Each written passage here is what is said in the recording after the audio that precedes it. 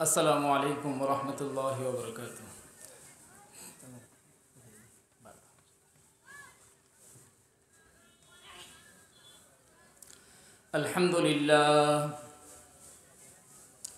আলহামদুলিল্লাহ নাহমাদুহু ওয়া নাস্তাঈনুহু ওয়া নাস্তাগফিরুহু ওয়া নু'মিনু বিহি ওয়া নাতাওয়াক্কালু আলাইহি ونعوذ بالله من شرور أنفسنا ومن سيئات أعمالنا من يهده الله فلا مضل له ومن يضلله فلا هادي له ونشهد أن سيدنا وسندنا وحبيبنا ومولانا محمدا عبده ورسوله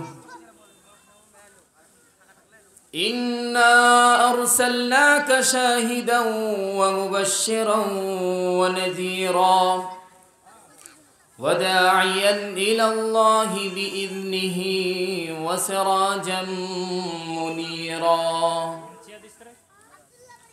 قال الله تعالى في كلامه المجيد وقضى ربك ألا تعبدوا إلا إياه وبالوالدين إحسانا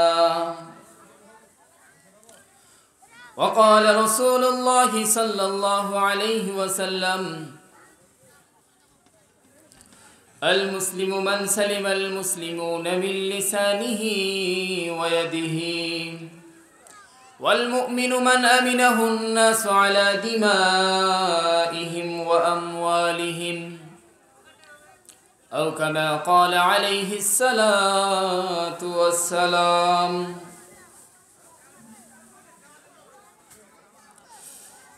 الحمد لله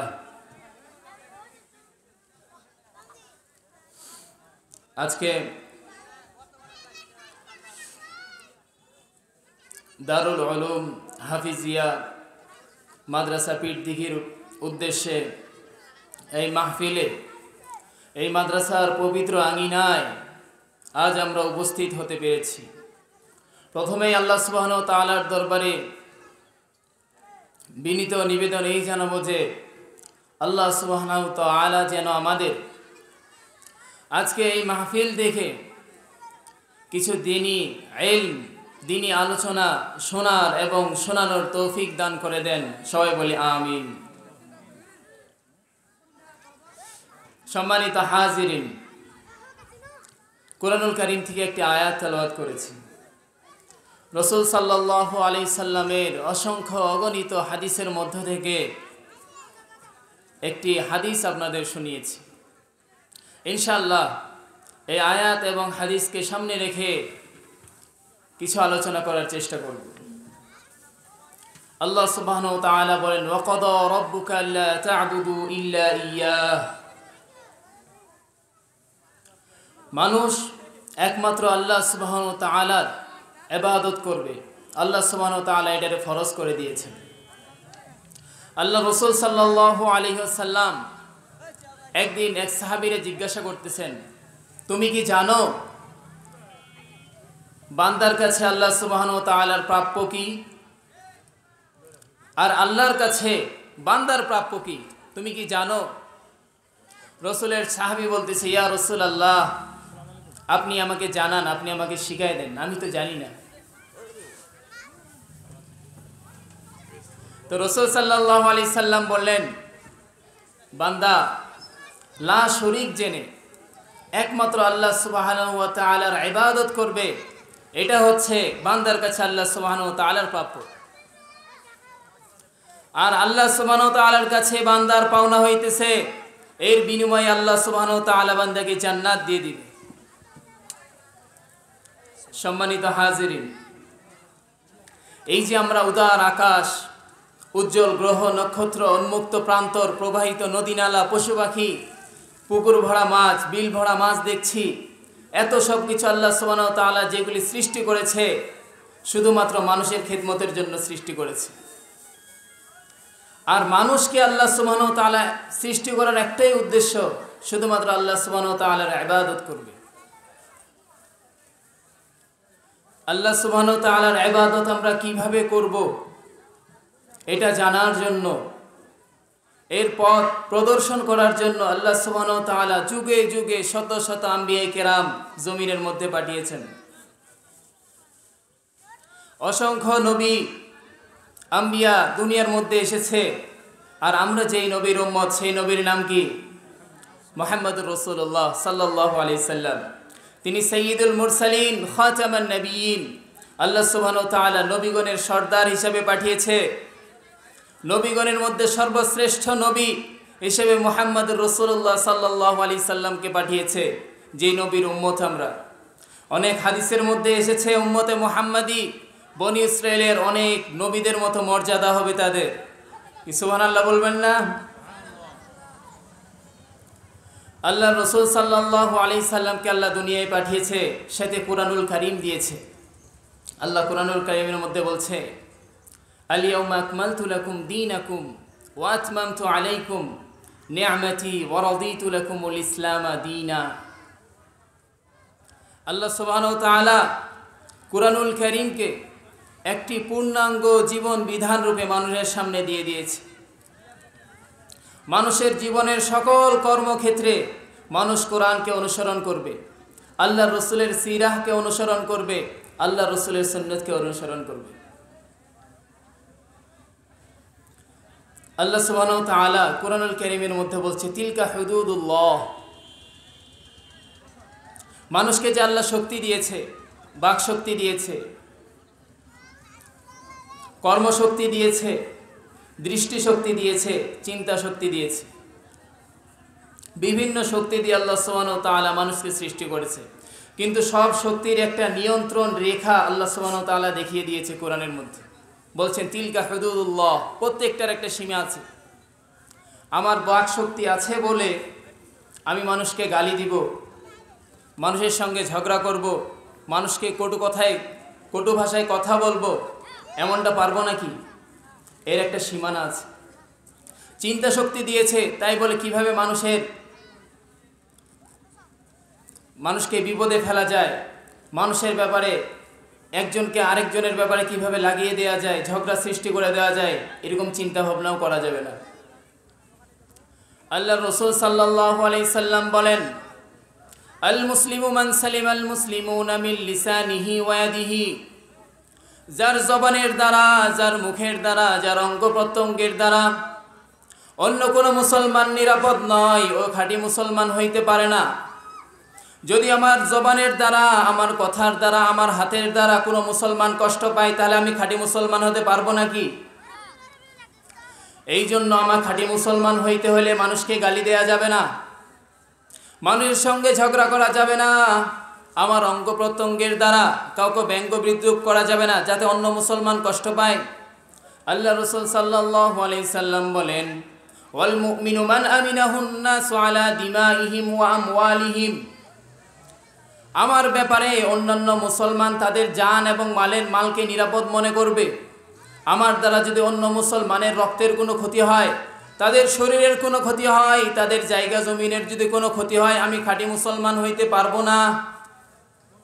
আর আল্লাহ সুবহানাহু ওয়া তাআলা বলেন, ইন্নাল্লাযীনা আমানু ওয়া আমিলুস সালিহাতি উলাইকা হুম খায়রুল বারিয়াহ।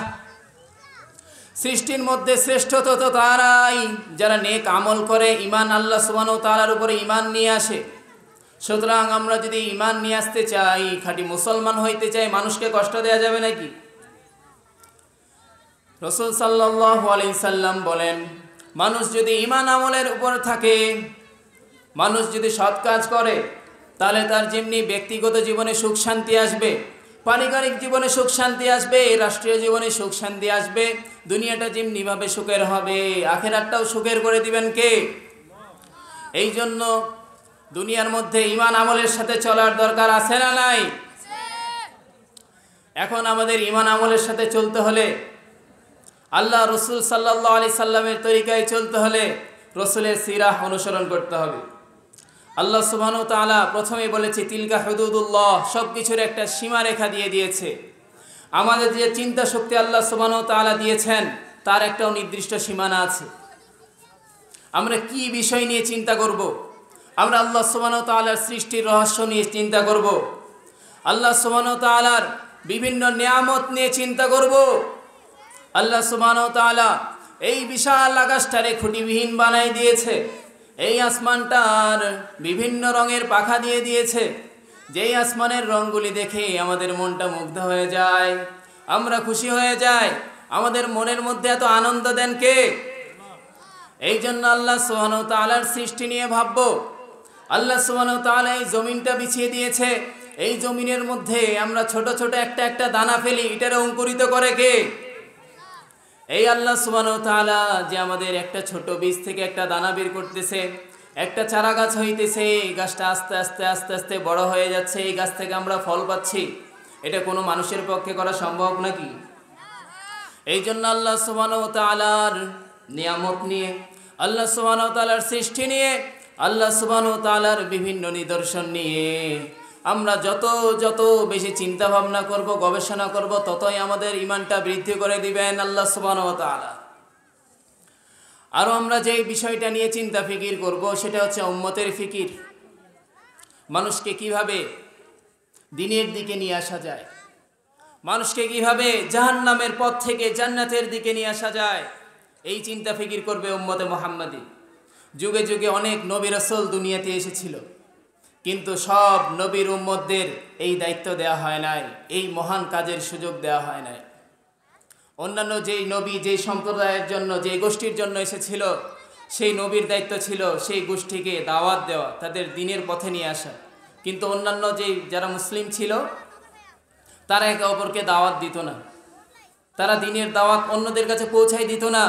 এই সৌভাগ্য শুধু উম্মতে মুহাম্মাদির জন্যই হয়েছে। সুবহানাল্লাহ। আল্লাহ রাসূল সাল্লাল্লাহু আলাইহি সাল্লাম বলেন, যদি কোনো মুমিন বান্দার প্রচেষ্টায়, তার মুমিন বান্দার দাওয়াতের কারণে অপর মুসলমান ভাইয়ের হেদায়েত হয়ে যায়, সেটা 100 লাল উটের চাইতেও উত্তম। এখন এক একটা লাল উট মানে কি বুঝায় জানেন? ওই সাগরের মধ্যে বিশাল বিশাল বড় বড় জাহাজ দেখা যায় না, ওই জাহাজের থেকেও উত্তম। আসমানের মধ্যে বড় বড় এরোপ্লেন দেখি, এগুলোর চাইতে উত্তম। আমার কাজের দ্বারা, আমার কথাবার্তার দ্বারা, আমার মেহনতের দ্বারা, চেষ্টার দ্বারা, প্রচেষ্টার দ্বারা যদি একজন ভাই জাহান্নামের পথ থেকে ফিরে এসে জান্নাতের দিকে যায়। আল্লাহ রাসূল সাল্লাল্লাহু আলাইহি সাল্লাম বলেন, মান দাল্লা আলা খাইরিন কাফাইলিহি, যদি কোনো মুসলমান ভাই অপর মুসলমানকে দাওয়াত দেয়, সেই মুসলমান ভাই তার দাওয়াতের মধ্যে যদি কোনো একটা ভালো কাজ করে, নেকির কাজ করে, সমপরিমাণ সওয়াব তারও দিয়ে দেওয়া হয়। আমার দাওয়াতের দ্বারা যদি একজন মুসলমান ভাই নামাজি হয়, সে নামাজ পড়ে যেই সওয়াব পাবে, দান সদকা করে যেই সওয়াব পাবে, আল্লাহর পথে নিজের জীবনটারে বিলাই দিলে যেই সওয়াব পাবে, সমপরিমাণ সওয়াব আমারও দিয়ে দেওয়া হবে। এই জন্য অপর মুসলমান ভাইরাও দ্বীনের দাওয়াত দেওয়ার দরকার আছে না নাই? এই জন্য আল্লাহ সুবহানাহু ওয়া তাআলা যেন আমাদের সবাইকে দ্বীনের দাওয়াত দেওয়ার, বেশি বেশি উম্মতে চিন্তা ফিকির করার তৌফিক দান করেন। সাথে সাথে আমাদের আরও ফিকির করার দরকার আছে। আকসিরু যিকরা হাযিহিল লাযাতিল মাউত, বেশি বেশি মৃত্যুর ফিকির করা, মৃত্যুর চিন্তা করা। এই মৃত্যুর চিন্তাটা এমন চিন্তা যেটা দুনিয়ার সমস্ত স্বাদকে বিনষ্ট করে দেয়। দুনিয়ার মধ্যে সব আরাম আয়েশ, ভোগ বিলাসিতা, খোশ প্রমোদ যে চিরজীবনের জন্য মিটাই দেয়, এটার নাম কি? এই মৃত্যু। এই মৃত্যু কি আপনার আমার হবে না? আমাদের আগে যারা গিয়েছে তারা তো গিয়েছেই, আমরা তো আর যাইতেছি না, এমন নাকি? এই মৃত্যু একদিন সবার সামনেই আসবে, সবাইকে দেখা দেবে। কিন্তু আল্লাহ রাসূল যেমনিভাবে সুসংবাদ দিয়েছেন, তেমনিভাবে আবার দুঃসংবাদও আছে। আল্লাহ রাসূলকে আল্লাহ সুবহানাহু ওয়া তাআলা বলছেন মুবাশশিরাম ওয়া নাযীরা। আল্লাহ রাসূল সাল্লাল্লাহু আলাইহি ওয়াসাল্লাম সুসংবাদ যেমনিভাবে দিবেন, তিনি সুসংবাদ দানকারী, আবার তিনি সতর্ককারীও। রাসূল সাল্লাল্লাহু আলাইহি সাল্লাম মুমিন বান্দাদের সুসংবাদ দিচ্ছেন। মুমিন বান্দা যখন মৃত্যু শয্যায় শায়িত হয়, মুমূর্ষু অবস্থা, কিছুক্ষণের মধ্যে মৃত্যুবরণ করবে, এমন সময় জান্নাত থেকে শত শত ফেরেশতা নাজিল হয়, সূর্যের মতো উজ্জ্বল চেহারা আর জান্নাতের সুগন্ধি মাখানো কাপড়, কাফন তার জন্য নিয়ে আসতে থাকে। এরপরে মৃত্যু শয্যায় শায়িত ব্যক্তির চোখ যত দূর যায় ফেরেশতারা সারিবদ্ধভাবে বসে থাকে। আর আজরাইল আলাইহিস সালাম সেই মুমিন বান্দার মাথার পাশে বসে বলে, ও বান্দা, আল্লাহ তোমার উপরে সন্তুষ্ট, আল্লাহ তোমার উপর রাজি হয়ে গেছে, তুমি আল্লাহর সন্তুষ্টির দিকে বের হয়ে যাও। ওই বান্দাটা ছটপট করে তার রূহটা আজরাইল আলাইহিস সালাম কবজ করে নেয়। খুব সহজভাবে কবজ করে নেওয়ার পরে জান্নাতি ফেরেশতাদের হাতে তুলে দেয়। এই জান্নাতি ফেরেশতারা সেই রূহটারে জান্নাতি কাফন দিয়ে মুড়াইয়া আস্তে আস্তে আসমানের দিকে উঠতে থাকে। আসমানের মধ্যে যেতে যেতে যেই ফেরেশতাদের সঙ্গে দেখা হয়, ফেরেশতারা জিজ্ঞেস করে, এই সৌভাগ্যবান ব্যক্তি কে? তার বাবার নাম বলে, সেই মুমিন বান্দার নাম বলে, অমুক বান্দার সন্তান অমুক, সে মারা গিয়েছে, আল্লাহ সুবহানাহু ওয়া তাআলা তার উপর সন্তুষ্ট আছে, রাজি আছে, তারা আসমানে নিয়ে যাচ্ছে। প্রথম আসমানে গিয়ে প্রথম ফেরেশতা জিজ্ঞেস করে, বান্দাটি কার? আল্লাহ তার উপর সন্তুষ্ট আসেনি। ফেরেশতারা জবাব দেয়, হ্যাঁ সন্তুষ্ট আছে, দরজা খুলে দাও। প্রথম আসমান, দ্বিতীয় আসমান, তৃতীয় আসমান, চতুর্থ, পঞ্চম, ষষ্ঠ, ষষ্ঠ, সপ্তম আসমান খুলে দেয়। আল্লাহ সুবহানাহু ওয়া তাআলার আরশের নিচে আইল্লিনের মধ্যে সেই বান্দার রূহটাকে নিয়ে যাওয়া হয়। এই আইল্লিন হচ্ছে এমন জায়গা, যেই জায়গার মধ্যে মুমিন বান্দাদের আমলনামা রাখা হয়, মুমিন বান্দার রূহটারে রাখা হয়। আল্লাহ আরশের উপর থেকে ফরমান দিবেন, মিনহা খলাকনাকুম, কোরআনের মধ্যে আছে, মিনহা খলাকনাকুম ওয়া ফিহা নুঈদুকুম ওয়া মিনহা নুখরিজুকুম তারাতান উখরা। আমি মানুষরে এই মাটির থেকে বানাইছি, আবার তার রূহটারে মাটিতে ফিরাইয়া দিব, আবার সেই কিয়ামতের দিন এই মাটি থেকে তার রূহটারে বের করা হবে। ফেরেশতারা সেই রূহটা নিয়ে আবার আস্তে আস্তে কবরের মধ্যে তার রূহটারে আবার তার শরীরের সঙ্গে ফিট করে দিবে। রাসূল সাল্লাল্লাহু আলাইহি সাল্লাম বলছেন যে যখন কোনো অমুসলিম মৃত্যুবরণ করে, কোনো বেঈমান মৃত্যুবরণ করে, মৃত্যু সজ্জায় যখন ছটপট করে, এই সময় জাহান্নাম থেকে কিছু ফেরেশতা পাঠিয়ে দেওয়া হয়। যেই ফেরেশতারা দেখতে খুব ভয়ঙ্কর, চোখগুলি গলিহান শিকার মতো, মনে হইতেছে আগুন টকবক করতেছে।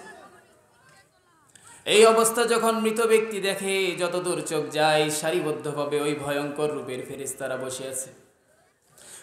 আজরাইল আলাইহিস সালাম মাথার পাশে বসে বলে, ও বান্দা, তোমার উপর আল্লাহ অসন্তুষ্ট, তোমার উপর আল্লাহ রাগান্বিত হয়ে আছে, জলদি বের হয়ে যাও। এই রূহটা তো এক জায়গা থেকে আরেক জায়গায় যেতে থাকবে, কোনো সময় পায়ের দিকে, কোনো সময় মাথার দিকে, অন্যান্য অঙ্গ প্রত্যঙ্গের মধ্যে লুকিয়ে যাবে, কিন্তু সেই দিন কোনো ছাড় আছে নাকি? এই আজরাইল আলাইহিস সালাম কারো ওপর মায়া দয়া দেখায় নাকি? সেই দিন যত ছটপট করুক, তার রূহটারে এমনভাবে কবজ করবে। হযরত আলী রাদিয়াল্লাহু আনহু বলছে, তার মৃত্যুর কষ্ট এত এত বেশি হবে, 1000 বার যদি একজন জীবিত মানুষের ওপর তরবারি চালানো হয়, একটা মানুষকে জীবিত থাকা অবস্থায় যদি বহুবার তার চামড়াটারে ছিলে না হয়, সেই মৃত্যুর যন্ত্রণার সমান হবে না। সেমনিভাবে আজরাইল আলাইহিস সালাম তার রূহটারে টেনে হিচড়ে বের করে ফেলবে। এমন অবস্থায় জাহান্নামের ফেরেশতারা এসে তার রূহটারে জাহান্নামের কাপড় দ্বারা পেঁচাইয়া আস্তে আস্তে আসমানের দিকে নিয়ে যেতে থাকবে। আসমানের দিকে নিয়ে যাওয়ার সময় ফেরেশতারা আবার দেখবে, ফেরেশতারা দেখে জিজ্ঞাসা করবে, এই রূহটা কার? কার উপর আল্লাহ অসন্তুষ্ট হয়ে আছে? তার বাপের নাম কওয়া হইব, তাই সেই লোকটার নামও বলা হবে, তার বাপের নামও বলবে, সেই ছেলের নামও বলবে। এরপরে তাদের বলা পর আস্তে আস্তে প্রথম আসমানে গিয়ে ঠক ঠক ঠক ঠক করে বাড়ি দিবে। আসমানের ফেরেশতা জিজ্ঞেস করবে, বান্দার উপর আল্লাহ সন্তুষ্ট আসেনি? বলবে না, আল্লাহ সুবহানাহু ওয়া তাআলা তো তার উপর রাগান্বিত হয়ে আছে। বলছে আল্লাহ সুবহানাহু ওয়া তাআলার ফরমান, লা তুফাত্তাহু লাহুম আবওয়াবুস সামাই ওয়া লা ইয়াদখুলুনাল জান্নাতা হাত্তা ইয়ালিজাল জামালু ফি সাম্মিল খিয়াত। সেই দিন সেই বান্দার জন্য আসমানের দরজা খোলা হবে না। কুরআনুল কারীমের মধ্যে এই আয়াতের অর্থ হইতেছে, যতক্ষণ পর্যন্ত একটা সূচের ছিদ্র দিয়ে একটা সুয়ের ছিদ্র দিয়ে একটা উট প্রবেশ করতে না পারে ততক্ষণ পর্যন্ত ওই বান্দা জান্নাতে প্রবেশ করতে পারবে না। একটা সূচের ছিদ্র অনেক বড় নাকি? গরু ছাগল তো অনাসেই পার হয়ে যায়, আর উট তো কোনো কথাই নাই, এমন নাকি? একটা সুয়ের ছিদ্র দিয়ে হাত্তা ইয়ালিজাল জামালু ফি সাম্মিল খিয়াত, যতক্ষণ পর্যন্ত না একটা সুচের ছিদ্র দ্বারা একটা উট প্রবেশ করতে পারবে তার চাইতেও কঠিন হয়ে যাবে সেই বান্দার জান্নাতে যাওয়া। নাউজুবিল্লাহ। এরপরে ওই বান্দার তার রোহটারে আবার কবরের মধ্যে পাঠিয়ে দেওয়া হবে।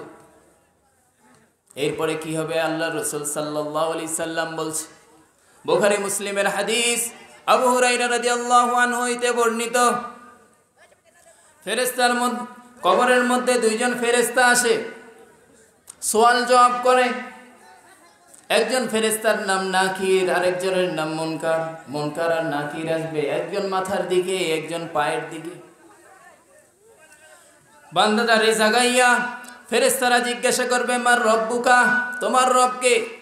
এই বান্দার ঘুম ভাঙার পরে, মুমিন বান্দার ঘুম ভাঙার পরে মনে মনে ভাববে, এই বুঝি সূর্য অস্ত গেল, মাগরিবের নামাজের সময় হয়ে গিয়েছে। আমি যদি এদের প্রশ্নের জবাব দেই আমার মাগরিবের নামাজটা ছুটে যাবে। সুতরাং ও ভাই, তোমরা একটু অপেক্ষা করো, নামাজটা পড়া নেই, নামাজটা পড়ার পরে তোমাদের প্রশ্নের জবাব দিব। ফেরেশতারা বলবে, এটা তো নামাজ পড়ার জায়গা নয়, এটা তো নামাজ পড়ার জায়গা না, এখানে নামাজ কোনো কাজে আসে না।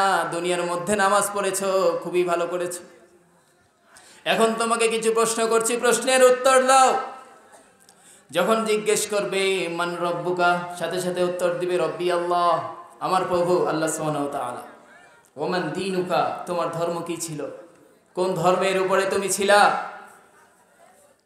বলবে দীনি আল ইসলাম, ইসলাম ধর্মের অনুসারী ছিলাম। তৃতীয় প্রশ্ন, ওমান নবিয়ুকা, নবীকে? মান হাদার রাজুলু বুইসা ফীকুম, একটা ছবি আল্লাহ রাসূলের একটা সূরত তাকে দেখাইয়া বলবে, এই লোকটারে চিনো নাকি, এই লোকটারে দেখেছো নাকি? সাথে সাথে আল্লাহ রাসূলকে চিনতে পারবে, বলবে হ্যাঁ হ্যাঁ মুহাম্মদুর রাসূলুল্লাহ সাল্লাল্লাহু আলাইহি ওয়াসাল্লাম। সুবহানাল্লাহ। এরপরে কবরের এক পাশের জানালা খুলে দেওয়া হবে, জাহান্নাম দেখতে পাবে। জাহান্নামের প্রজ্বলিত আগুন, একটা আগুন আরেকটা আগুনকে খাই ফেলতেছে, বান্দা ভয় পেয়ে যাবে।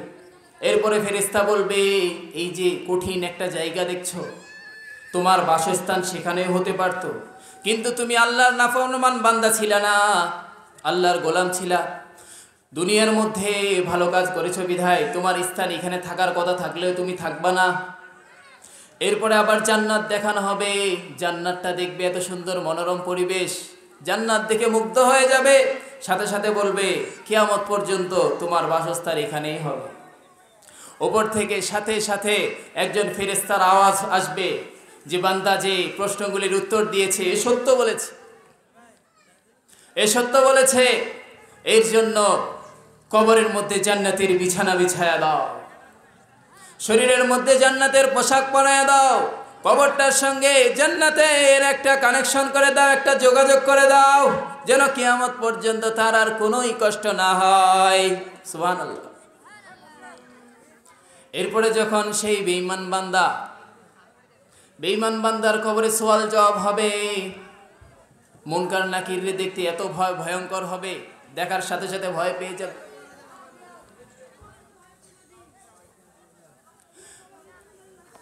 প্রথমেই জিজ্ঞেস করবে মান রব্বুকা, বলে হাইহাতা হাইহাতা লা আদরি, আমি জানি না, আমি জানি না আমার প্রভুকে, আমি তো জানি না। ওমান দীনুকা, তোমার ধর্ম কি জিজ্ঞেস করবে,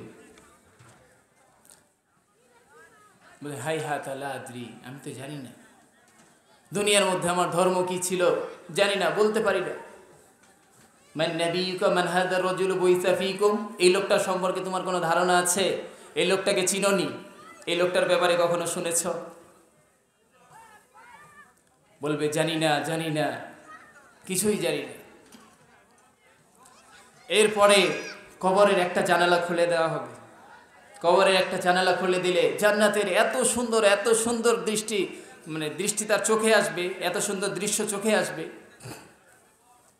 রাসূল সাল্লাল্লাহু আলাইহি সাল্লাম বলেছে, মা লা আইনুন রাআত, জান্নাতটা এত সুন্দর হবে কোনো চোখ তারে দেখেনি, ওয়ালা উযুনুন সামিআত, কোনো কান তারে শুনেনি, ওয়ালা খাতারা আলা কলবি বাশার, কোনো অন্তর সেটারে কল্পনা করেনি। কত সুন্দর জান্নাতটা হবে, চিন্তা করছেন নি? চিন্তা করেও লাভ নাই, চিন্তাই করতে পারবেন না, কত সুন্দর। তো ওই বেঈমান বান্দারের জান্নাতটা দেখার সাথে সাথে খুশি হয়ে যাবে, বলবে হাই সুবহানাল্লাহ, এত সুন্দর জায়গা। বলবে এই স্থানটা তোমার হতে পারতো, তুমি যদি দুনিয়ার মধ্যে ভালো কাজ করতা, আল্লাহর ফরমান বান্দা হইতা, তাহলে তুমি এই জায়গাটা তোমার জন্য পাইতা চিরজীবনের জন্য, চিরস্থায়ীভাবে। কিন্তু দুনিয়ায় বান্দা আল্লাহর নাফরমানি করছো, রাসূলের সুন্নাত অনুযায়ী চলতে পারো নাই, দুনিয়াটারে মুখ্য উদ্দেশ্য বানাইছো। যদিও বা জান্নাতে যাইতে পারতা, কিন্তু এটা তোমার জন্য নয়। জান্নাতটারে সরাইয়া দিয়ে আরেক পাশের একটা জানালা খুলে দিবে, সেই জাহান্নামের ভয়ঙ্কর দৃশ্য দেখবে, যেই জায়গায় এক আগুন আরেক আগুন রে খাইয়া ফেলে, একটা আগুন আরেকটা জায়গা থেকে পানাহ চায়, আল্লাহ ওই ভয়ঙ্কর জিনিসটা থেকে আমারে বাঁচাও। এমন জায়গায় তারে চিরস্থায়ীভাবে পাঠানো হবে। আর আসমান থেকে একজন ফেরেশতা ঘোষণা দিবে, ওই বান্দা মিথ্যা কথা বলেছে, সে কিছুই জানে না বলেছে, তার কবরের মধ্যে জাহান্নামের বিছানাটারে বিছায়া দাও, তার শরীরের মধ্যে জাহান্নামের পোশাক পরায় দাও, আর তার কবরের সঙ্গে জাহান্নামের একটা যোগাযোগ মাধ্যম বানায় দাও। আল্লাহ রাসূল সাল্লাল্লাহু আলাইহি সাল্লাম বলেন, এই বেঈমান বান্দার কবরের মধ্যে ৯৯টা সাপ মোতায়েন করা হবে। এই এক একটা সাপের এত বিষের তীব্রতা থাকবে, ওই সাপগুলি যদি দুনিয়ার মধ্যে একবার কেউ নিঃশ্বাসটা ছাড়ে, দুনিয়ার সমস্ত মানুষ মরে সাপ পরিষ্কার হয়ে যাবে। কোনো ঘাস, কোনো উদ্ভিদ, কোনো গাছপালা, তরুলতা কিছুই থাকবে না, সব ধূলিসাৎ হয়ে যাবে। কিয়ামত পর্যন্ত একটা উদ্ভিদ জন্মাবে না, এত বেশি বিষাক্ত। ৯৯টা এমন সাপ মোতায়েন করা হবে কবরের মধ্যে। নাউজুবিল্লাহ, আল্লাহ আমাদের পানাহ দান করুন। কবরের মধ্যে কোনো মৃত্যু আছে নাকি? কবরের মধ্যে এমন ফেরেশতারে নিযুক্ত করা হয়, যেই ফেরেশতা কানে দেখে না, আবার চোখেও শুনে না। এই ফেরেশতার হাতের মধ্যে এমন একটা গুর্জ থাকবে, যেই গুর্জটারে উপরে উঠাইয়া আবার মৃত ব্যক্তির শরীরে আঘাত করবে, তার শরীরটা মাটির ভিতরে ঢুকে যাবে। সে বারবার মৃত্যুর জন্য পানাহ চাইবে, আল্লাহর কাছে মৃত্যু চাইবে, আল্লাহ মৃত্যু দান করো, মৃত্যু দান করো। কিন্তু সেই দিন মৃত্যু হবে নাকি? সেই দিন আর মৃত্যু নাই, সেই দিন চাইলেও মৃত্যু নাই, কষ্টও লাঘব করা হবে না, আস্তে আস্তে কষ্টের তীব্রতা বাড়তেই থাকবে। এই জন্য দুনিয়াতে থাকতে কবরের আযাবের ভয়াবহতা আমাদের চিন্তা করার দরকার আছে। আল্লাহ রাসূল যেমনি ভাবে সুসংবাদ দিয়েছে, তেমনি ভাবে আবার সতর্কও করেছে। যদি আমরা শুধু সুসংবাদের কথা শুনতেই থাকি, তাহলে আমরা তো যে ভীতির একটা ব্যাপার আছে এটা ভুলেই যাব, আস্তে আস্তে গাফেলতার দিকে চলে যাব। এই জন্য আল্লাহ রাসূল শুধু সুসংবাদই দেন নাই, সাথে সাথে সতর্কও করেছে, কবরের আযাবের ভয় দেখিয়েছে, জান্নাতের আশা জাগিয়েছে। এই জন্যই আমরা দুনিয়াতে থাকতে কবরের আযাবের ভয়ের কথা, কবরের শান্তির কথা চিন্তা করার দরকার আছে। আল্লাহ রাসূল সাল্লাল্লাহু আলাইহি সাল্লাম বলছেন, ইন্নামাল কবরু রাউযাতুম মির রিয়াজিল জান্নাহ আও হুফরাতুম মিন হুফারিন নার। এই কবরটা হচ্ছে এমন জায়গা, হতে পারে সেটা বেহেশতের এক টুকরা বাগান, আও হুফরাতুম মিন হুফারিন নার, হতে পারে জাহান্নামের একটা ভয়ঙ্কর গর্ত। এই জন্য হযরত উসমান রাদিয়াল্লাহু আনহু যখন কোন কবরের পাশে দাঁড়াতেন, চোখ দিয়ে অশ্রু ঝরতো আর অশ্রু ঝরতো। সাহাবেরা জিজ্ঞাসা করতো, ইয়া আমিরুল মুমিনিন উসমান রাদিয়াল্লাহু আনহু, জান্নাত জাহান্নামের কথা শুনলে তো এত কাঁদেন না, অন্যান্য বিষয়ের কথা শুনলে এত কাঁদেন না, এই কবরের কথা শুনলে এত কাঁদেন কেন? হযরত উসমান রাদিয়াল্লাহু আনহু বলতেছেন, এই কবরটা হচ্ছে এমন এক জায়গা, এটা হচ্ছে দুনিয়া এবং আখিরাতের ঘাঁটি, আখিরাতের প্রথম ঘাঁটি। এই ঘাঁটির মধ্যে যদি কেউ সফল হইয়া যায়, কেউ কামিয়াব হয়ে যায়, তার দুনিয়ার জীবনটা সার্থক, সে তো সফল হয়ে গিয়েছে, তার চাইতে সৌভাগ্যবান ব্যক্তি আর কেউ নাই। এই জন্যই আমি কবরের পাশে গেলেই মাঝে মাঝে কাঁদি। আল্লাহ রাসূল সাল্লাল্লাহু আলাইহি সাল্লাম কবর জগতের ভয় দেখিয়েছে, আশাও জাগিয়েছে। এই কবর জগৎ যখন আমাদের শেষ, আমরা মুমিন মুসলমান সওয়াল জবাব দিয়ে দিলাম, এমন অবস্থায় যারা মুমিন বান্দা হবে, মুমিন বান্দারা তাদের আত্মীয় স্বজনের সঙ্গে দেখা করতে পারবে। তাদের পূর্বে যারা অতিবাহিত হয়ে গিয়েছে তাদের সঙ্গে দেখা করবে। তার চাচা গিয়েছে, তার দাদা মারা গিয়েছে, তার পিতা মারা গিয়েছে, তাদের সঙ্গে দেখা সাক্ষাৎ করবে। তারা জিজ্ঞেস করবে, বাবা কবে আসলি? বলবে এই তো কিছুক্ষণ আগে। বলছে দুনিয়ায় আব্দুল করিম আছে, জীবিত নেই? কইছে হ্যাঁ। কইছে আব্দুল করিমের কি খবর, ভালো কাজ করে না আগের মতো 420 আছে? তো যখন শুনবে সে আগের মতো আর নাই, বর্তমান জামানায় দাওয়াতের কাজ অনেক বেড়ে গিয়েছে, সে আর আগের মতো ঘোরাফেরা করে না, এখন নিয়মিত নামাজ পড়ে, এখন আল্লাহর বিধিবিধানগুলি মেনে চলে, তখন তার দাদা তার বাবা খুশি হয়ে যায়। সুবহানাল্লাহ। কিন্তু এই সুযোগ তার সবাইরে দেওয়া হবে না। যারা ইমানদার, ইমান রাখে, আল্লাহর উপর বিশ্বাস রাখে, আল্লাহর বিধিবিধানগুলো পালন করেছে, তাদেরকে এই সুযোগ দেওয়া হবে, আত্মীয় স্বজনদের সাথে দেখা করবে। আবার খবর নেবে এই ব্যক্তি, যে ব্যক্তি প্রথম নতুন নতুন গেল, বলছে আমার আগে তো আমার আরেক ভাই এসেছিল, সেই ভাইয়ের কি খবর? সেই ভাইয়েরা তো দেখি না। বলছে তাই নাকি, সেও এসেছে, আমাদের সাথে তো দেখা হয় নাই।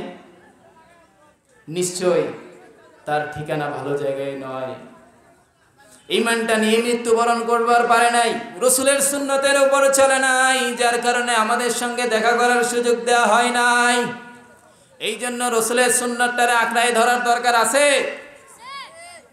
আল্লাহ রাসূল সাল্লাল্লাহু আলাইহি সাল্লাম কবর জগতের পরে আরেকটা জগৎ আছে, এই জগৎটার নাম হাসর। এই হাসরের মাঠে যখন মানুষ যায়, এই হাসরের মাঠের ভয়াবহতা সম্পর্কে আল্লাহ রাসূল সাল্লাল্লাহু আলাইহি সাল্লাম বলেছে, হাসর হইতেছে বান্দার হিসাব নিকাশের দিন। বান্দার হিসাব নিকাশ হবে সেই দিন, বান্দারে আমলনামা দেওয়া হবে সেই দিন, বান্দার আমলনামা ওজন হবে সেই দিন। এই দিনটার নাম হাসর। এই হাসরের ভয়াবহতা সম্পর্কে আল্লাহ রাসূল বলে, এই হাসরের আযাবের প্রখরতা তো দূরের কথা, এর বাতাস সামান্য অল্প কয়েক সেকেন্ডের জন্য যদি এক বাতাস মানুষের গায়ে লাগে, তারা বলবে ইয়া ওয়াইলানা, আমাদের সবচাইতে কঠিন আযাব শুরু হয়ে গিয়েছে। কেমন বাতাস জানেন? দরজাটা বন্ধ করলে হালকা একটু বাতাস ভিতরে ঢোকে না? এরকম বাতাস যদি মানুষের শরীরের মধ্যে লাগে, বলবে আল্লাহ সবচাইতে কঠিন আযাব মনে হয় শুরু হয়ে গিয়েছে। রাসূল সাল্লাল্লাহু আলাইহি সাল্লাম বলছেন, সেই দিন মানুষ শুধু ছুটতে থাকবে আর ছুটতে থাকবে, পাগলের মতো হয়ে যাবে। সেই দিন সূর্যটা মানুষের মাথার কাছাকাছি অবস্থায় চলে আসবে, মাটিটা ফেটে তামার মতো হয়ে যাবে, এত গরম থাকবে সেই সময়। মানুষ যে যে পরিমাণের গুনাহ করেছে, পাপ করেছে, সেই সময় ঘামের মুসিবত আসবে, কারো হাঁটু পর্যন্ত ঘামের মধ্যে ডুবে যাবে, নাভি পর্যন্ত ডুবে যাবে, গলা পর্যন্ত ডুবে যাবে। মানুষ এই ঘামের মুসিবতে বাঁচার জন্য বলবে ইয়া রব্বুল আলামিন, তাড়াতাড়ি বিচার কার্য শুরু করো, আমাদের এই ঘামের মুসিবত থেকে বাঁচাও। সমস্ত মানুষ সেই দিন একত্রিত হয়ে চিন্তা ভাবনা করবে এখন কার কাছে যাওয়া যায়। সবাই মনে মনে ভাববে, আজকে তো আদম আলাইহিস সালাম আমাদের আদি পিতা ছিলেন, সর্বপ্রথম মানুষ, তার কাছেই যাই। সবাই দৌড়াতে থাকবে, দৌড়াতে থাকবে, আদম আলাইহিস সালামকে গিয়ে বলবে আপনি আমাদের জন্য একটু সুপারিশ করেন, আপনি বিচার কার্য শুরু করতে বলেন। আপনি তো সেই মানুষ, যেই মানুষের দ্বারা আল্লাহ সুবহানাহু ওয়া তাআলা সকল মানুষকে শ্রেষ্ঠত্ব দিয়েছে, আপনার পায়ের মধ্যে ফেরেশতারা সেজদা দিয়েছে। আদম আলাইহিস সালাম বলবেন ফায়াকুলু লাস্তু লাহা, আমাকে এই জন্য অনুমতি দেওয়া হয় নাই, আমার এই ব্যাপারে ইজাজত নাই। ওয়ালাকিন আলাইকুম বিইব্রাহিম, তোমরা ইব্রাহিম আলাইহিস সালামের কাছে যাও। কেননা তিনি হচ্ছেন খলিলুর রহমান, আল্লাহ সুবহানাহু ওয়া তাআলার বন্ধু ছিলেন। আজকে তিনি হয়তোবা তোমাদের বাঁচাতে পারবে, তোমাদের ব্যাপারে সুপারিশ করবে, তোমরা ইব্রাহিম খলিলুর রহমানের কাছে যাও। সবাই যাবে দৌড়াইতে দৌড়াইতে ইব্রাহিম খলিলুর রহমান আলাইহিস সালাম, ইব্রাহিম খলিলুল্লাহর দিকে যাবে। তিনি একই কথা বলবেন যে এই সুপারিশ আমার জন্য নয়, ওয়ালাকিন আলাইকুম বিমূসা কালিমুল্লাহ। এই মুসা আলাইহিস সালাম এর সঙ্গে আল্লাহ অনেকবার কথা বলেছে, তোমরা তার কাছে যাও। মুসা আলাইহিস সালাম বলবে ঈসা আলাইহিস সালামের কাছে যাও। ঈসা আলাইহিস সালামের গিয়ে বলবে যে আমি তো পারবো না, তোমরা মুহাম্মদুর রাসূলুল্লাহ সাল্লাল্লাহু আলাইহি সাল্লামের কাছে যাও। সেই সময় আমাদের মুহাম্মদুর রাসূলুল্লাহ সাল্লাল্লাহু আলাইহি ওয়াসাল্লাম বলবে হ্যাঁ, এই সুপারিশ তো আমি করব, আমি। সেই দিন আল্লাহ সুবহানাহু ওয়া তাআলা রাসূল সাল্লাল্লাহু আলাইহি সাল্লামকে এমন কিছু প্রশংসা বাণী শিখিয়ে দিবেন যেগুলো দুনিয়ার মধ্যে শিখার নাই। আল্লাহ রাসূল সাল্লাল্লাহু আলাইহি সাল্লাম সেই দিন সিজদায় পড়ে যাবে আর আল্লাহ সুবহানাহু ওয়া তাআলার প্রশংসা করতে থাকবে। আল্লাহ সুবহানাহু ওয়া তাআলা ডাক দিয়ে বলবে ইয়া মুহাম্মদ ইরফা রাসাকা, মাথা তোলো, ওয়াসাল তু'তা, আজকে চাও তোমাকে দেওয়া হবে, ওয়াশফা তুশাফা, তুমি সুপারিশ করো, তোমার সুপারিশটাকে কবুল করা হবে। সেই দিন রাসূল সাল্লাল্লাহু আলাইহি সাল্লাম তার বান্দাদের ব্যাপারে, তার উম্মতদের ব্যাপারে সুপারিশ করবে। একবার মিজানের দিকে দৌড়ে যাবে, আরেকবার ফুলসিরাতের দিকে দৌড়ে যাবে, আরেকবার হাউজে কাউসারের দিকে যাবে। এই হাউজে কাউসারটা হইতেছে সেমন সময়ের এমন বড় এক নিয়ামত, এমন বড় এক নিয়ামত। এই হাউজে কাউসারের পেয়ালাগুলি থাকবে আকাশের চন্দ্রের ন্যায়, অসংখ্য অগণিত পেয়ালা থাকবে। এই হাউজে কাউসারের পানিটা দুধের চাইতেও বেশি সাদা, মধুর চাইতেও বেশি মিষ্টি। একবার যে পান করে হাউজে কাউসার থেকে একটু পানি, কিয়াম আর জান্নাতে যাওয়ার আগ পর্যন্ত সে আর তৃষ্ণার্ত হবে না। সুবহানাল্লাহ। এই হাউজে কাউসার আল্লাহ সুবহানাহু ওয়া তাআলা আল্লাহ রাসূল সাল্লাল্লাহু আলাইহি সাল্লামকে দিয়েছে। কিন্তু রাসূল দুনিয়ার জীবনে বলেন ইয়াকুলু সাবআতুন, সেই দিন হাসরের দিনে, যেদিন আরশের ছায়া ব্যতীত আর কোনো ছায়া থাকবে না, ইযিল্লুহুমুল্লাহু ফি যিল্লিহি লা যিল্লা ইল্লা যিল্লুহু, যেই দিন আল্লাহর আরশের ছায়া ছাড়া আর কোনো ছায়া থাকবে না, সেই দিন 7 শ্রেণীর মানুষ এই ছায়ার নিচে স্থান পাবে। ইমামুন আদিলুন ওয়া শাবুন নাশা ফি ইবাদাতিল্লাহ, রাজুলুন কলবুহু মুআল্লাকুম বিল মাসাজিদ। ইমামুন আদিল, ন্যায়পরায়ণ শাসক, সেই দিন ওই ন্যায়পরায়ণ শাসকের সেই আরশের নিচে স্থান হবে, যে দুনিয়ার জীবনে ক্ষমতা পেয়ে নিজেকে বাহুবীর ভাবে নাই, ক্ষমতা পাওয়ার পরেও তার অধীনে যারা আছে, অধীনস্থ মানুষদের ইসলামের উপর টিকিয়ে রাখার চেষ্টা করেছে, ইনসাফ করেছে, সুবিচার করেছে, মানুষের হক আদায় করে দিয়েছে, সেই সমস্ত বান্দাদেরই সেই আরশের ছায়ার নিচে স্থান হবে। রাসূল বলছে কোন শাসক যদি কোনো জনগোষ্ঠীর উপরে কর্তৃত্ব চালায়, যে এলাকার মানুষরা, জনগোষ্ঠীরা আন্তরিকভাবে তাকে মেনে নিতে রাজি নয়, এমন যদি হয়, তাহলে কাল হাসরের মাঠে সেই শাসকের দিকে আল্লাহ সুবহানাহু ওয়া তাআলা নেক দৃষ্টিতে তাকাবেন না। আল্লাহ যার উপরে ভালো নজর দেন না, এর কপাল কি ভালা না কপাল পোড়া? এই জন্য দুনিয়ার জীবনে আমরা যারা ক্ষমতা পাবো, শাসক হব, আমাদের ন্যায় বিচার করার দরকার আছে নাকি? আমাদের ন্যায় বিচার করতে হবে, নাকি একটা বিচার এসেছে, এক পক্ষ টাকা দিয়েছে কিছু বেশি, আরেক পক্ষ কম, যে বেশি দিয়েছে তার দিকে ফয়সালা। আপনার জন্যই বলছে হাসরের মাঠে আপনার আরশের নিচে ছায়া নাই। আপনারে শোনাই সেই শাসকের কথা, হযরত আলী রাদিয়াল্লাহু আনহু, খলিফাতুল মুসলিমিন, আরব জাহানের বাদশা। তার বর্মটা হারিয়ে গিয়েছে, তো একদিন দেখেছে এক ইহুদির গায়ে আলী রাদিয়াল্লাহু আনহুর গায়ের বর্ণ। তো তিনি তো দেখে চিনতে পারলেন, তাকে থামিয়ে জিজ্ঞেস করলেন, ভাই এটা তো আমার। সেই ইহুদি বলছে যে এটা আপনার নয়, এটা আমার। দুইজনের মধ্যে একটু তর্ক হচ্ছে, উনি বলছে উনার, ইনি বলছে ইনার। এমন সময় আলী রাদিয়াল্লাহু আনহু বললেন, চলো আমরা কাজীর দরবারে যাই, কাজীর দরবারে নালিশ করি, তিনি যেই ফায়সালা দিবেন সেই ফায়সালাই হবে। সেই সময় বিচারকের দায়িত্বে ছিল ওখানকার সুরাই রহমতুল্লাহ আলাইহি। তিনি সাহাবী ছিলেন না, তবে তাবেঈ ছিলেন। তিনি আল্লাহ রসুলকে দেখেন নাই, সাহাবীদের দেখেছিলেন। তো বিচারের তো একটা নীতি আছে, আল বাইয়িনাতু আলাল মুদ্দাঈ ওয়াল ইয়ামিনু আলাল মুদ্দাআ আলাইহি। যে বাদী হয়েছে এর জন্য সাক্ষী আবশ্যক, আর বিবাদীর জন্য সে কসম করবে। তো সুরাই রহমতুল্লাহ আলাইহি জিজ্ঞাসা করছেন, আপনার কোনো সাক্ষী আছেনি?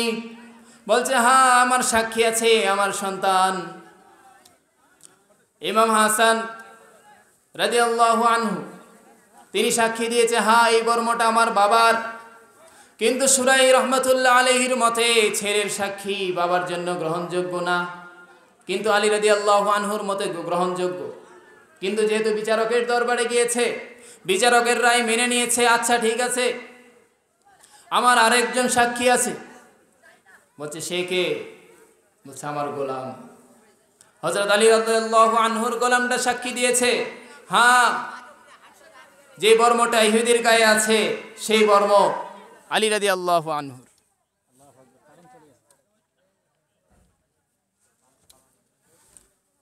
এরপরে হযরত সুরাই আলাইহিস সালাম বলতেছেন,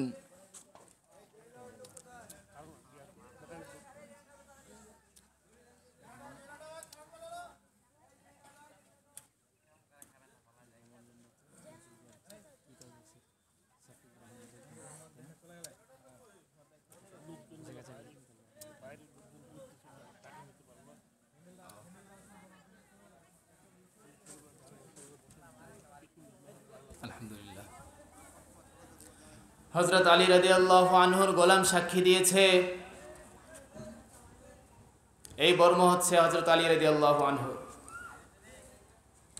সুরাই রহমতুল্লাহ আলাইহি বলেছে, এই গোলাম এর সাক্ষী হচ্ছে অর্ধেক। এই একজন স্বাধীন মানুষের মতো ক্ষমতা রাখে না। আলী রাদিয়াল্লাহু আনহু বলছে, আজাদ করে দিলাম। সুরাই রহমতুল্লাহ আলাইহি বলেন, আজাদ করে দিলা, তারপরে একজন সাক্ষী হয়েছে, আরো একজন সাক্ষী দরকার। আলী রাদিয়াল্লাহু আনহু বলছেন, আমার আর সাক্ষী নাই। এবার ইহুদির পালা। হযরত সুরাই আলাইহিস সালাম, হযরত সুরাই রহমতুল্লাহ আলাইহি তার দিকে ফিরে তাকিয়ে বলছে, এবার তুমি কসম করো, কসম করে বলো ওই বর্মটা কার? ওই ইহুদি কসম করে বলছে, আমি আমার রবের শপথ, সে আলীর রবের শপথ করে বলছি, এই বর্মটা আমার নয়, এই বর্মটা আলীর। বিচারক বলছে, তাহলে এতক্ষণ এত ঘুরপেচ কিসের? এতক্ষণ কেন তুমি স্বীকার করো নাই? কেন নিজের দাবি করেছ? আর আলীর বর্মটা তারে দিয়ে বা দেয় নাই কেন? সেই ইহুদি বলছে, আমি যখন বিচারের কাঠগড়ায় দাঁড়িয়েছি, আমি ইসলামের ন্যায় বিচার দেখেছি, আমি ইসলামের মহত্ব দেখেছি, আমি ইসলামের ইনসাফ দেখেছি। হযরত আলী রাদিয়াল্লাহু আনহু খলিফাতুল মুসলিমিন, আমিরুল মুমিনিন হওয়া সত্ত্বেও জবরদখল করেন নাই, তিনি জোর করে আমার থেকে নিয়ে নেন নাই। এই ইসলামের মহত্বটা, এই ইসলামের এত মর্যাদা, এটা তো আমি আগে বুঝতে পারি নাই। এই জন্য আমার মনে হয়েছে আমি সত্যটা বলে দেই, আর আমি সাথে সাথে মুসলমান হয়ে যাই। এরাও ছিলেন বিচারক, আর আমরাও বিচারক। আল্লাহ তাদের অনুসরণ করার তৌফিক দিন। আরেক ধরনের মানুষ যারা আরশের নিচে ছায়া পাবে, যারা যুবক বয়সে নিজের যৌবনটারে অন্যায় অপকর্মে বিলিয়ে দেন নাই, নিজের যৌবনটারে কন্ট্রোল করে এই যুবক বয়সের মধ্যে বেশি বেশি মসজিদের মধ্যে সময় দিয়েছে, নামাজ পড়েছে, দিনের হুকুম আহকামগুলি বিধিবিধানগুলি পালন করেছে, এই সমস্ত যুবকের সেই দিন আরশের নিচে ছায়া পাবে। আর ওই বান্দা, যেই বান্দার কলবটা অন্তরটা সবসময় মসজিদের মধ্যে ঝুলেছিল, আল্লাহ রাসূল সাল্লাল্লাহু আলাইহি সাল্লাম বলেন, তোমার বাড়ির পাশে যদি একটা নদী থাকে আর এই নদীটার মধ্যে যদি তুমি দিনে 5 বার গোসল করো, তোমার গায়ে ময়লা পাওয়া যায় নাকি? সাহাবীরা বলছে, ইয়া রাসূলুল্লাহ, কোনো সুযোগ নাই। রাসূল বলেছে, ঠিক তেমনি ভাবে একটা মানুষ যদি দিনে 5 বেলা নামাজ পড়ে, 5 ওয়াক্ত মসজিদে যায়, তার গুনাহগুলার এই সগীরা গুনাহগুলার এমন ভাবে ধুয়ে দেওয়া হয় যেন তার শরীরের মধ্যে কোনো গুনাহই নাই। সুবহানাল্লাহ। সেই দিন ওই ব্যক্তিটারেও আরশের নিচে ছায়া দান করা হবে। যেই মানুষগুলা একে অপরের সঙ্গে এই জন্য দেখা সাক্ষাৎ করে একমাত্র আল্লাহর সন্তুষ্টির জন্য, আল্লাহর জন্য একে অপরকে ভালোবাসে, এই ভালোবাসা আল্লাহ দেখলে জিবরাইলকে ডাকে, বলে, ও জিবরাইল শোনো, আমি ওই বান্দাটারে মহাব্বত করি, আমি ওই বান্দাটারে মহাব্বত করি। জিবরাইল আলাইহিস সালাম সমস্ত আসমানবাসীরে, আসমানের ফেরেশতাগুলোরে বলে দেন, ও ফেরেশতারা শোনো, আল্লাহ সুবহানাহু ওয়া তাআলা ওই বান্দাটারে, জমিনের ওই বান্দাটারে ভালোবাসে, তোমরা সবাই তারে ভালোবাসো। সুবহানাল্লাহ। এই জন্য একমাত্র আল্লাহ সন্তুষ্টির জন্য মানুষের সঙ্গে আমাদের মহাব্বত পয়দা করা লাগবে নাকি? লাগার দরকার আছে তো। এই জন্য আমরা আলেম ওলামাদের সঙ্গে সম্পর্ক রাখবো। যারা ভালো মানুষ, সৎ কাজ করে, ভালো কাজ করে, ভালো উপদেশ দেয়, তাদের সঙ্গে সম্পর্ক রাখবো একমাত্র আল্লাহ সুবহানাহু ওয়া তাআলার সন্তুষ্টির জন্য। এরপরে ওই সমস্ত মানুষ, ওই সমস্ত লোক যাদেরকে কোনো সম্ভ্রান্ত পরিবারের মহিলা নিজের দিকে আকৃষ্ট করে, কুকর্মের দিকে তাদের আহ্বান করে, কিন্তু সেই বান্দাটা বলে, আমি একমাত্র আল্লাহকে ভয় করি, তারও সেই দিন সেই জায়গায় স্থান হবে। সুবহানাল্লাহ। সেই দিন বলেছে আরশের দিন অনেক ভয়াবহ দিন। সেই দিন মানুষ অস্থিরতার মধ্যে ছোটাছুটি করবে, এমন সময় তাদেরকে আমলনামা দেওয়া হবে। এই আমলনামা মানুষ পাওয়ার পরে বলবে, ইয়া ওয়াইলাতানা মা লিহাযাল কিতাব লা ইউগাদিরু সাগীরাতান ওয়ালা কাবীরাতান ইল্লা আহসাহা। এই কেমন কিতাব রে বাবা, কেমন কিতাব, যে কিতাবের মধ্যে ছোট বড় কোনো কিছুই বাদ পড়ে নাই। সেদিন তাদের বলা হবে, ইকরা কিতাবাক, কিতাব পড়ো, কাফা বিনাফসিকাল ইয়াউমা আলাইকা হাসিবা, আজ তোমার হিসাব নিকাশের জন্য তুমিই যথেষ্ট। মানুষ সেই দিন অল্প অল্প করে পড়বে আর অবাক হয়ে যাবে, কিভাবে সম্ভব এই কিতাব লেখা, এই কিতাবের মধ্যে তো কোনো কিছুই বাদ পড়ে নাই।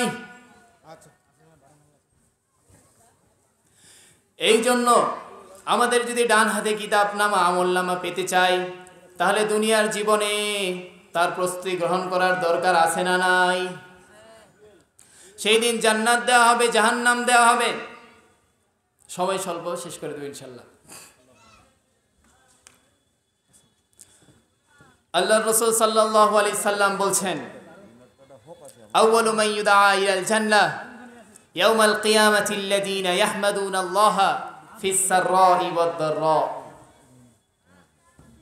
সেই দিন জান্নাতের মধ্যে, জান্নাতের দিকে প্রথম ওই সমস্ত মানুষদেরকে ডাকা হবে, ওই সমস্ত লোকদের আহ্বান করা হবে যারা দুনিয়ার মধ্যে সুখে দুঃখে সদা সর্বদা একমাত্র আল্লাহ সুবহানাহু ওয়া তাআলার শুকরিয়া আদায় করে, একমাত্র আল্লাহ সুবহানাহু ওয়া তাআলার শুকরিয়া আদায় করে। ওই সমস্ত মানুষগুলিকে প্রথমে জান্নাতের দিকে ডাকা হবে। আল্লাহ রাসূল সাল্লাল্লাহু আলাইহি সাল্লাম বলছে, ওই সমস্ত মুহাজির সাহাবী, আনসার সাহাবী, যেই সাহাবীদের দুনিয়ার মধ্যে ধন সম্পদ ছিল না, টাকা পয়সা ছিল না, বিধায় কোনো ভালো মেয়ের সঙ্গে তাদের বিয়ে দিতে চায় না বাপেরা, ওই সমস্ত সাহাবীদের আগে আগে জান্নাতে নেওয়া হবে। জান্নাতে যাওয়ার পরে এক ফেরেশতা আহ্বান করবে, ইউনাদি মুনাদিন, জান্নাতবাসীদের ডেকে বলবে, ইন্না লাকুম আন তাসিহু ফালা তাকসামু আবাদা, এই হচ্ছে এমন এক জায়গা যেখানে সারা জীবন সুস্থ থাকবা, কখনো অসুস্থ হবে না। ওয়া ইন্না লাকুম আন তাশিব্বু ফালা তাহরামু আবাদা। এই জান্নাতের মধ্যে চিরযুবক থাকবা, কখনো বৃদ্ধ হবে না। ওয়া ইন্না লাকুম আন তাহইয়াউ ফালা তামুতু আবাদা। এই জান্নাতের মধ্যে চিরঞ্জীব হবা, কখনো মৃত্যুবরণ করবা না। দুনিয়ার মধ্যে এমন গুণ কাউরে দেওয়া হয়েছে নাকি? কেউ মৃত্যুবরণ করে নাই এমন আছে নাকি? কেউ অসুস্থ হয় নাই, কেউ বৃদ্ধ হয় নাই, এমন কেউ আছে? এই জান্নাত আমাদের দেয়া হবে। সুখে দুঃখে সদা সর্বদা আল্লাহ সুবহানাহু ওয়া তাআলার প্রশংসা করতে হবে। আল্লাহ রাসূল সাল্লাল্লাহু আলাইহি সাল্লাম বলছে, বান্দা আল্লাহ সুবহানাহু ওয়া তাআলার প্রতি যেমনটা বিশ্বাস রাখে, যেমন ধারণা রাখে, আল্লাহ সুবহানাহু ওয়া তাআলা তার সঙ্গে তেমন মুআমালা করেন, তেমন আচরণ করেন। এই বিষয়টা বোঝার জন্য ছোট্ট একটা উদাহরণ দিয়েই শেষ করব ইনশাআল্লাহ। এক বান্দা হজে যাইতেছে, অনেক আগের কথা। হজে যাওয়ার সময় যারা তজরবাওয়ালা আদমি আছে, মানে আগের অভিজ্ঞতা আছে, অভিজ্ঞ লোকদের জিজ্ঞেস করছে, ভাই হজে যাচ্ছি, যাওয়ার সময় সরঞ্জাম কি কি নিব? তো সেই অভিজ্ঞ লোক বলেছে, যা যা দরকার, যা যা জরুরত তা তো নিবাই, সাথে করে একটা রশি আর একটা বালতি লইবা। এই বালতি দিয়া দূরে যখন কূপ দেখবা, পিপাসা আইব, সেই সময় রশি নামাইয়া বালতি থেকে পানি উঠাইবা। এই জন্য এটা কাজে আসবে, কাজে দিবে। বালতি আর রশি এই দুইটা নিয়ে নিও। বান্দা তো বলছে, আচ্ছা ভালো কথা। হজের উদ্দেশ্যে রওনা হয়েছে, সাথে দরিয়ার বালতিও নিয়েছে। এমন সময় পথের মধ্যে পিপাসা, ওই দূরে একটা কূপ দেখা যায়, ওই কূপের উপরে বসে একটা পাখি পানি পান করতেছে। দূর থেকে সূর্যের আলোয় পানিটা চকচক করতেছে। ওই বান্দা দূর থেকে দেখতেছে পাখিটা পানি পান করতেছে। এমন সময় সেও পানি নেওয়ার জন্য আস্তে আস্তে সেই কূপটার কাছে চলে গেছে। যাওয়ার সাথে সাথে কূপ থেকে পানিটা নিচে নামে গেছে, পাখিও উড়াই গেছে। এই সময় লোকটা অবাক, এটা কি হইল? এই রব্বুল আলামিন, আমি তোমার কাবার তাওয়াফে যাইতেছিলাম, রসুলের রোজার জিয়ারতে যাইতেছিলাম, ওই একটা পাখি যার জন্য তুমি পানিটারে উঠাইয়া দিছ, আর আমি কি অপরাধ করেছি যে আমার জন্য পানিটারে নিচে নামাইয়া দিলা? এমন সময় গায়েব থেকে আওয়াজ এসেছে। ওই পাখিটির ভরসা ছিল একমাত্র আল্লাহ সুবহানাহু ওয়া তাআলার উপরে, যে আমি যদি যাই আল্লাহ সুবহানাহু ওয়া তাআলা আমাকে নিরাশ করবে না। আমি যদি যাই আমার পানি খাওয়ার ব্যবস্থা করে দিবে কে? এমন একটা ইচ্ছা, এমন একটা আশা তার হৃদয়ের মধ্যে আছে। এই যে বিশ্বাস, এই ধারণা সে আল্লাহ সুবহানাহু ওয়া তাআলার উপর রেখেছে, যার ফলে আল্লাহ সুবহানাহু ওয়া তাআলা সেই কূপের নিচের পানিটারে পাখির জন্য উপরে উঠাই দিয়েছেন। আর তুমি তো বাড়ি থেকে ভেবেই আসছো, আমার তো কোনো রশি আর বালতি ছাড়া উপায় নাই। এই জন্য বান্দা আল্লাহ সুবহানাহু ওয়া তাআলার প্রতি যেমনটা ধারণা রাখবে, যেমনটা বিশ্বাস রাখবে, যদি পাহাড় সমান সাগর পরিমাণ কেউ গুনাহ করে ফেলে, আর যদি এই ধারণা রাখে আমি যদি আল্লাহ সুবহানাহু ওয়া তাআলার দরবারে চাই, তিনি তো আমার গুনাহগুলোকে মাফ করে দিবেন, আমার কবরের আযাবটারে মাফ করে দিবেন, জান্নাতের মধ্যে আমার নামটা দিয়ে দিবেন। কি পারবে না? এই জন্য সদা সর্বদা আল্লাহ সুবহানাহু ওয়া তাআলার দিকেই ফিরতে হবে, তার উপরেই বিশ্বাস রাখতে হবে, এবং আল্লাহ সুবহানাহু ওয়া তাআলার কাছেই সাহায্য চাইতে হবে। পারবো তো ইনশাআল্লাহ। আল্লাহ আমাদের তৌফিক দান করুন, আমিন। ওয়া আখিরি দাওয়ানা আলহামদুলিল্লাহি রাব্বিল আলামিন। জাযাকাল্লাহ। আমাদের মাহফিলের আজকের দ্বিতীয় বক্তা ভাই মোহাম্মদ তারেক আজিজকে, তিনি আমাদেরকে অনেক সুন্দর কোরআন ও হাদিস থেকে মূল্যবান আলোচনা শোনাচ্ছিলেন।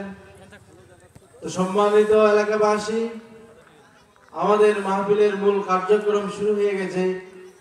আমরা যারা এখনো এদিক সেদিক ঘোরাফেরা করতেছি, এদিক সেদিক ঘোরাফেরা না করে জান্নাতের বাগান মাহফিলের প্যান্ডেলে আমরা সকলে চলে আসি। আমাদের প্রধান বক্তা, আমাদের